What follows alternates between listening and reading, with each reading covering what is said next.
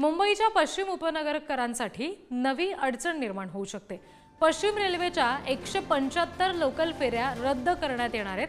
आधीच गच्च भरलेल्या लोकल आता गर्दीने आणखी ओसरणार असं म्हणावं लागेल।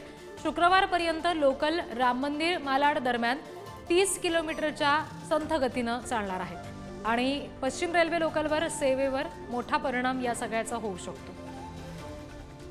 प्रतिनिधी मल्लिकार्जुन यांच्याकडून याबाबतचे तपशील आपण घेणार आहोत। काय नेमकं कारण मल्लिकार्जुन यामागे सांगितलं गेलं इतक्या मोठ्या प्रमाणात फेऱ्या रद्द करण्यामागे?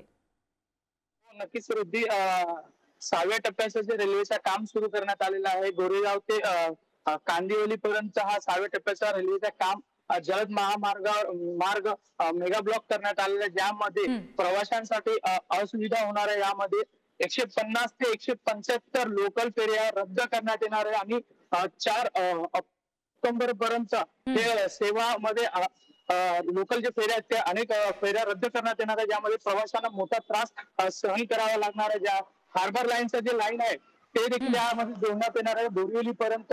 म्हणूनच हा जे 6व्या टप्प्याचं काम आहे त्या दरम्यान जे 150 गाड्या आहेत आणि याच्यामध्ये 143 तासाचा जे लोकांना त्रास सहन करावा लागणार आहे, त्यामध्ये गैरसोयी देखील प्रवाशांना तोंड द्यावा लागणार आहे। अगदी मल्लिकार्जुन, धन्यवाद या सगळ्या तपशिलांसाठी।